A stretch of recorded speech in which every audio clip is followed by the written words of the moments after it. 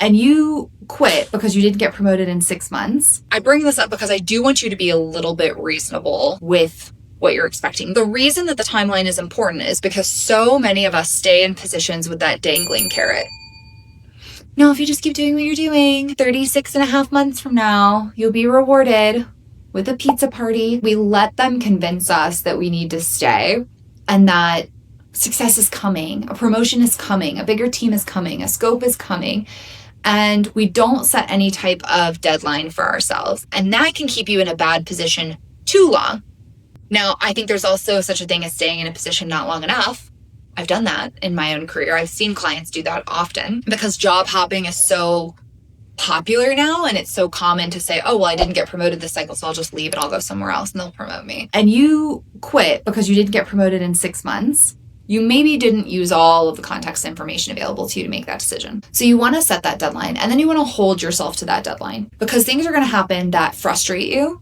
Hey, I didn't get the promotion 6 months ahead of schedule like I wanted. There are going to be things that excite you, like, ooh, I didn't get the promotion and I'm at my drop dead date, but they're giving me 3 more people for my team, so maybe I'll wait a little bit longer, right? So give yourself a deadline. Corporate life is a game, but no one hands you the rule book. Here on Secrets of the Career Game, we break down the unspoken norms and behind-the-scenes dynamics shaping your career today. I'm Kendall Berg, that career coach, and I guide professionals to grow, advance, and lead with clarity. Each week, we explore the tools, habits, and conversations that build confidence, presence, and long-term momentum. Today's episode is all about that right time of year. What do you do if your raise or your bonus isn't quite what you were hoping for or isn't what you wanted?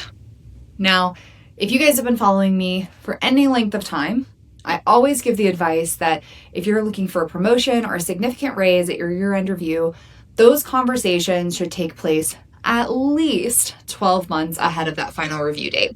So for many corporate companies, final reviews end at year-end and they get communicated at March.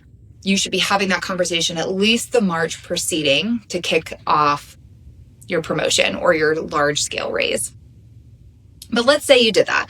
Let's say that you are an avid follower of Secrets of the Career Game. You have done all the right things. You had all the right conversations, and yet your raise isn't what you wanted, or your bonus isn't what you wanted.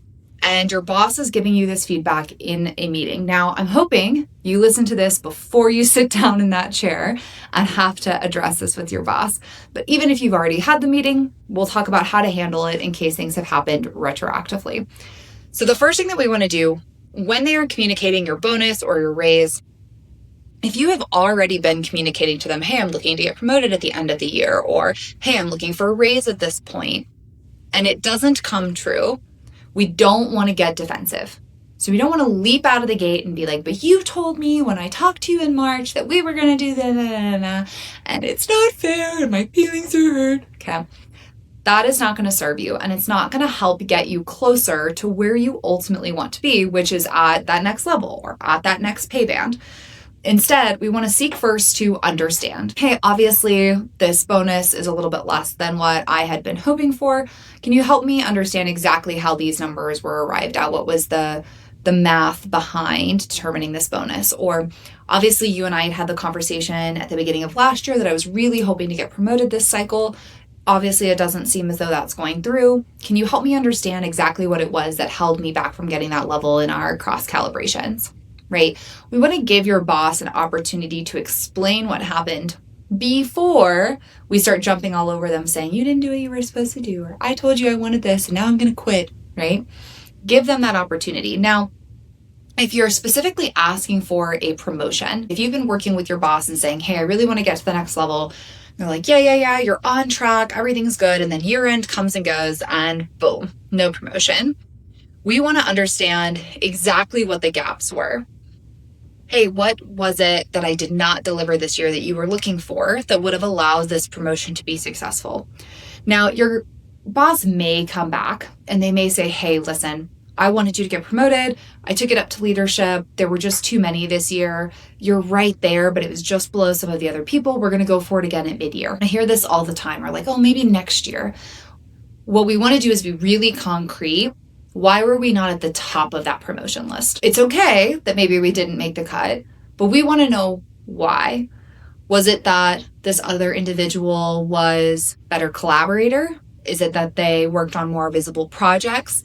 Is it that they have better executive presence or strategic communication than we do? Is it a tenure issue? Like, we want to know exactly why it is that even though we went up for promotion, even though we did everything we were supposed to do, why it didn't go through. And your boss may give you some nice platitudes of like, no, you were great. It's nothing wrong. It's just, Steve's been here a really long time. Okay. But Steve didn't get promoted before this year. So why? What is it that we're not doing that doesn't allow us to be a standout?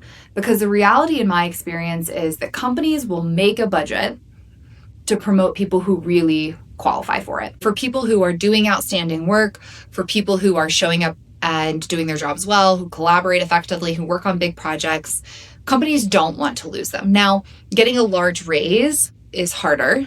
We could have a whole separate conversation on how internal corporate budgeting works. But usually the budget to hire somebody is different than the budget to promote within. So even if you're not at market value, you may get a promotion and it may not come with as big of a raise as you wanted. That's a little bit different. We'll talk about that in a second. But if they want to promote you, if they want to keep you, they can find a way to make that happen. And so we want to know, what was it that was lacking on our side that kept us from being the number one person? A lot of the time that's going to come down to soft skills, which means your boss is not going to know how to talk about it. They're going to stare at you blankly and be like, no, you did great. We'll go for it again. We want to push, and not in a pushy, defensive, annoying, aggressive way, but in a, hey, I just need to understand exactly what it is you want to see from me this year. Is it better communication in difficult situations? Is it collaborating with more groups? Do I need more advocates in the room who are willing to speak on my behalf? Like, how do I need to invest my time? Because a lot of clients who come into coaching with me, we can attack all of those, right? We can attack the network and attack the communication and attack the strategic thinking and attack job success. We can do all those things at the same time, but it's really in a split focus. What we want to understand is exactly what it is that we need to do that's going to allow us to move forward and progress faster. All right, so seek first to understand. The second thing that you're going to do, and this is going to be a personal thing that you do after the meeting, not in the meeting, after the meeting, okay? Everything else is going to be after the meeting, is you want to give yourself a timeline. Now, if you ask for a promotion and your boss is like, hey, it didn't go through, but we're going to go for it at mid-year, is that your drop dead date? Is that the date that you're not willing to go past? Now, we don't need to communicate your drop dead date to your boss, okay? You don't need to go to your boss, like, if you don't promote me at mid-year, I quit. Don't be that person. That's icky, okay?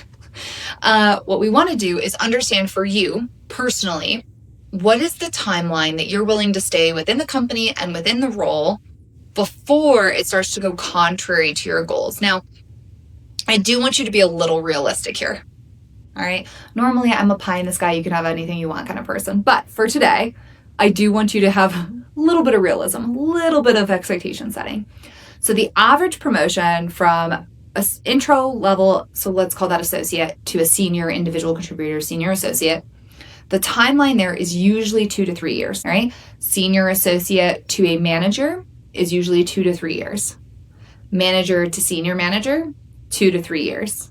Senior manager to director, 3 to 5 years. Director to managing director or executive director or vice president, whatever your next level is, assume 4 to 6 years. And then executive level to C-suite, assume 6 to 8. The reason this is really important is it doesn't mean you can't move up faster, and it doesn't mean that we're not going to ask for a promotion faster than what is the standard. But if you've been in your company 6 months and your promotion doesn't go through at year end, and you've been there 6 months, and they're like, hey, we're going to go for it again at mid-year, you're still within 1 year. That's still super feasible and super reasonable for a promotion, unless you were promised something different in your job offer. Even if that takes till the end of the year, you're still 18 months within that position. Getting promoted within 18 months would still be considered like a really good time frame. So maybe your drop dead date for that particular position is 2 years. Hey, if I get to middle of next year and I still don't have that promotion, I'm out. I need to go find something else. So I bring this up because I do want you to be a little bit reasonable with what you're expecting. Now, if you were hired as a manager, your senior manager left, and you've been doing the senior manager position for 6 months and you're wanting a raise, then maybe you're only giving them 6 more months. because you could go make manager money and manager title with less stress somewhere else. Then that's feasible. Again, so use all of the context, all of the information at your disposal to make your timeline. But the reason that the timeline is important is because so many of us stay in positions with that dangling carrot. No, if you just keep doing what you're doing, 36 and a half months from now, you'll be rewarded with a pizza party, right? We let them convince us that we need to stay and that success is coming, a promotion is coming, a bigger team is coming, a scope is coming, and we don't set any type of deadline for ourselves. And that can keep you in a bad position too long, right? Now, I think there's also such a thing as staying in a position not long enough. I've done that in my own career. I've seen clients do that often because job hopping is so popular now, and it's so common to say, oh, well, I didn't get promoted this cycle, so I'll just leave and I'll go somewhere else and they'll promote me. And so we job hop almost too often. If you have a good boss and a good company culture and a good salary that's on market value, which we're going to talk about in a second, and you quit because you didn't get promoted in 6 months, you maybe didn't use all of the context information available to you to make that decision. All right. So you want to set that deadline, and then you want to hold yourself to that deadline, because things are going to happen that frustrate you. Hey, I didn't get the promotion 6 months ahead of schedule like I wanted. There are going to be things that excite you, like, ooh, I didn't get the promotion and I'm at my drop dead date, but they're giving me 3 more people for my team, so maybe I'll wait a little bit longer, right? So there are positives and negatives that can happen that can make you want to change your date schedule. Having a date in mind allows you to really hold yourself accountable and set a plan in motion to say, okay, if I really do have to get promoted at mid-year, I'm going to focus on fixing all of the different issues my boss brought me my year end. I'm going to focus on building more advocates. I'm going to learn exactly what this new job needs to look like. I'm going to put myself in a good position where I'm ready to go. And if I don't get it at mid-year, then I know I have to look for a job during September surge. Right? So give yourself a deadline. The third thing that you need to do is you need to understand your market. So this is going to apply to the earlier situation that we talked about, where maybe you got a promotion, but your raise wasn't enough. Or maybe you got a raise, but your raise wasn't enough. Or you're still advocating for a promotion in the next 6 to 12 months. You need to do your research and understand the market value of your position. Now, people come to me all the time. They're like, Kendall, it's so hard though. How do I know what market value is? How do I do my research? I'm going to lay it out for you. So luckily, in the United States, if you are domestic, if you're one of my international clients, I'll get to you. But in the United States, they have to disclose the salary in certain states now, which means maybe if you live in New York, all of the salaries are disclosed. Maybe if you live in Oklahoma, they're not, right? So what you want to do is you want to find a state that's got a similar cost of living to you that requires publishing of salaries. All right. So if you're in Oklahoma, maybe you use Texas. If you're in Colorado, maybe you use California or you use Utah, right? So pick a state that's similar to yours. Now, I live in Colorado. Colorado has to publish their salaries. Makes it a little bit easier because I can use my home state, right? Pick a state that's a similar cost of living to yours and use that. Then you're going to search for your job title. Now, so many companies do not call you what you are, right? You're a senior associate of exemplary strategy performance touchestheirtoes.com, right? That's your internal title, but what you really are is a project manager. Okay. Use your colloquial title. Use the title that would be most common at other companies if you were going to look for a new job. All right. Product and project are not the same thing. You cannot use a product manager role as a proxy for a project manager role. Same with program. You cannot use program for product for project. Okay. But if I am a technical engineer, that might be the same as a developer engineer. That might be the same as a Java engineer. They may all be the same job, even though they have different titles. So think of what the similar titles are for your role, the same as if you were going to look for a job. And then you're going to pull up job postings in your state with a similar earning potential, or your own state if they have to require salary, with those titles, ideally in a similar industry, though we can get kind of flexible there. And you are going to pull all of the salaries that get returned on that search, right? So project manager at Anthem Health is being paid $100,000.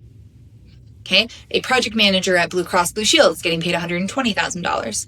A project manager at United Health is getting paid $140,000, whatever it is, and you're going to pull all of those job postings down. And when I say pull them, I mean I want you to screenshot the job posting with the salary with the company, all of those in one photo. All right, this is how you're going to do research for market value. And what that's going to tell you is between those three postings, 100,000, 120, and 140, we could say that the average is 120,000. Now, if you are a project manager who is making $80,000, you are far below the market average for your position today. It means you are underpaid. If you are making $150,000 as a project manager in the healthcare industry, you are overpaid. You are beyond the typical salary band for that position based on this example research that I'm providing, right? Do your own research, your own area, all that jazz. Now, if you are in Europe or you're in Canada or you're in Asia or you're in South America, it can be harder to find salary information. This is where it's great to have a network. Because if you know people who are project managers who maybe worked with you before and they moved on to another company, or maybe they are in a different industry, but they live in the same country as you, then you do the same thing. You ask them, hey, listen, can you help me? I'm trying to do some market research. I want to understand what project managers are making at various companies. Can you ask around and get me a couple example salaries from within your company and just email them to me? Do your research, guys. Doing your research is important for a couple of reasons. One, it's going to let you know if you're crazy or not. If you're a project manager and you want $200,000 and the market average for your position is 120, you are overshooting your shot. Slowly roll, right? Some of this is about being feasible. Doesn't mean you can't find the unicorn position that is paying $200K, but for an internal salary negotiation, that's not going to be your average. All right, so it's going to help you level set what's a good baseline. The second thing it's going to do is it's going to give your company the opportunity to do the right thing. So if you did get promoted in your year-end review, but maybe the raise isn't as much as you wanted, and you do this market research and you find that the market average is $120,000, but after your raise, you're only making $100K, so you're at the bottom of the range for your position, then you can bundle all this information up. I would recommend getting a copy of my promotion guide because I talk about how to make a slide deck and how to talk about the positions, how to include your market research. That's all in there. But you're basically going to make a package that you're going to take to HR and your boss, and you're going to say, hey, I'm really appreciative that you guys have given me this promotion that I asked for. I did do some market research and I realized that the average salary for this position at other companies is paying this. And you're going to put the screenshots. Blue Cross Blue Shield's paying this, Anthem's paying this, United is paying this. And that's important because without having to say it, what this tells your boss and HR is if I wanted to leave, I could make more money. If you want to keep me, you should think about paying me more money. All right, so we don't have to threaten, but we are educating. We're giving them the information that says, hey, this is what this position typically pays. And I would like to be in that range, right? Now, most companies, typical raise is between 2 and 4%. An annual raise with a promotion is usually between 10 and 12%. If you are asking for more than 12%, it's going to require exception approval. Right? So in the example I gave where you're $100,000, you're asking for 120, that is 20% that's going to require exception approval. What that means is your boss is going to have to approve it, HR is going to have to approve it, your boss's boss is going to have to approve it, and likely an executive is going to have to approve it. So going back to our network that we were talking about building if you want to get promoted next year, you should have a really solid network in place because this salary conversation is going to require a network to advocate for it. It's not as simple as just telling your boss, hey, I want to make more money. Okay, so we've done our market research, we've shared it with our leadership, and we're like, hey, this is what I'd like to make. And they're either going to come back and they're going to say, hey, you're totally right. We appreciate you bringing this to our attention. We went for exception approval. Here you go. Or they're going to come back and say, hey, we can't do that right now because the fiscal year is already closed, but we're going to give you a mid-year raise and an end-of-year raise. By the end of the year, you'll be at that 120,000. We're doing the best we can. Or they're going to come back and they're going to say tough cookies. Because the budget to hire new positions, maybe they would pay a new project manager 120,000, but they don't want to pay you 120,000. Different budgets, it's got different purposes. It's not my favorite thing about the HR financial process, but maybe they come back and they say tough cookies. Well, now you've got the title you wanted. You're going to stay in this role 2 to 3 months just to say, hey, I did it. I got some wins under my belt. I proved I could handle the title. And then we're going to start looking for other jobs with that title, with that salary that we're targeting. Now, the grass isn't always greener. We want to make sure we're targeting good jobs with good hiring managers, that good culture. If your current company does right by you, they're a great place to work, you have excellent coworkers and a good boss, honestly, I would take time to evaluate like how much money is that worth to you. Now, I have taken jobs that paid significantly more, and I knew I was going to a toxic workplace in order to get more money. If you do it on purpose, you do it on purpose, but don't do it on accident. And then this is going to give you all of the information you need to kind of negotiate that salary. So if you just got a raise at the end of the year or a promotion with a raise that's not significant enough, this business case, this, hey, here's my market research, here's what they're making, this is the best way to advocate for yourself to get more money internally. If your company is not willing to do what you need them to do, then you can leave. But you have to give your company the opportunity first, right? Think of this a little bit like dating. If you were dating somebody and maybe they do the dishes wrong, you don't like the way they load the dishwasher. Ugh, horrible dishwasher loading skills, okay? You're not going to dump them the first time they load the dishwasher and be like, I don't know who taught you how to load the dishwasher, but gross. We're over. Okay? You're going to explain to them and say, hey, this is how I'd like to load the dishwasher. This is how I like to use it. You know, next time you load, would you mind following like a similar plan? And the second time is going to be a little bit better, but not great. And then maybe the third time they start getting it and the dishwasher's great. Awesome. But maybe they ignore you completely and they don't change the way they're loading the dishwasher and they tell you that it's dumb, you're upset about this. Cool, dump them. I don't care. But you got to give them a chance to do the right thing. You have to give the people you work with an opportunity to do what you need them to do. Otherwise, you're constantly going to question yourself. Did I do enough? Did I give them the right opportunity? Maybe if I just hung in there. Because if you quit and you go to another job and you don't like that job, which is entirely possible, then you're going to be kicking yourself and be like, man, I didn't even ask for that raise. I wonder if they would have done it. Now, I would say my clients have about a 50 to 70% success rate with asking for more money. Now, it's not always immediate. Sometimes it's a, hey, that'll happen at the next cycle, which I don't love. And there's a lot of documentation I like people to do if that's the response. But I would say a big majority of the time, your company is going to do what you want them to do. And then every once in a while, they're going to say no. And you're going to say, okay. And you're going to take your business elsewhere. Because if you've been following along for any extended period of time, you are the CEO of your career. And no one is going to care about what you do and your life and your success more than you do. So if they're not willing to give you what you need, go sell your business somewhere else. All right. And give that service to another company that is willing to compensate you fairly. So hopefully you guys found this helpful as you go into your year-end performance reviews. Just make sure we're not defensive. We're seeking first to understand. Then we're creating a timeline for a drop dead date. We're doing our market research. We're advocating for ourselves. And in the absence of action on behalf of our company, we are taking our wares elsewhere. If you guys like today's episode, make sure that you subscribe and give us 5 stars. If you have any questions or comments for me, leave them in the comments below. Otherwise, check back in next week for some more great content.